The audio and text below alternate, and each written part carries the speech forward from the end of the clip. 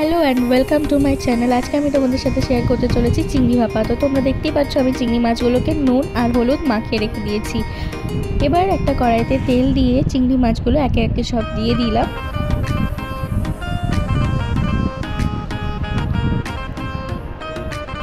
আমার চিংড়ি মাছ ভাজা হয়ে গেছে। এবার একটা নতুন কড়াইতে তেল দিয়ে তাতে দিয়ে দিলাম পরিমাণ মতো পেঁয়াজ বাটা। এবার এটাকে ভালো করে ভেজে নেব।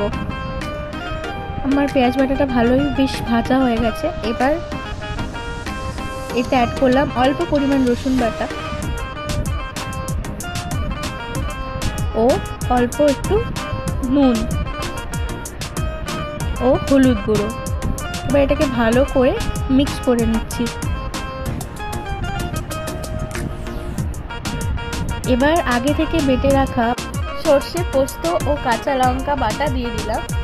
এবার এটাকে ভালো করে মিক্স করে নেব।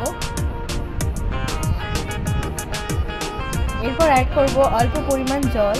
তারপর এটাকে আবার ভালো করে একটু মিশিয়ে নিলাম। এবার এটা ফুটে গেছে প্রায়। তার ফুটে যাওয়ার পর এখানে আমি অ্যাড করলাম নারকেল বাটা পরিমাণ মতো। এবার নারকেল বাটাকেও ভালো করে মিক্স করে নিচ্ছি।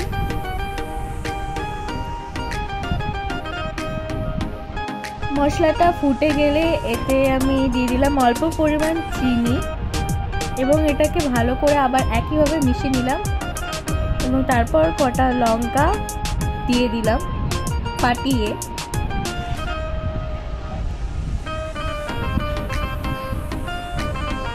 এবার দিয়ে দিলাম পরিমাণ মতো জল।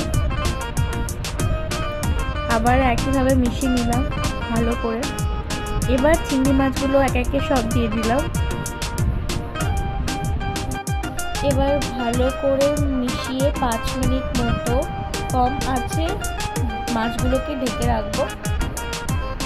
ঢাকনা খুলেই ওপর থেকে একটু কাঁচা সর্ষের তেল ছড়িয়ে দিলে রেডি চিংড়ি ভাপা।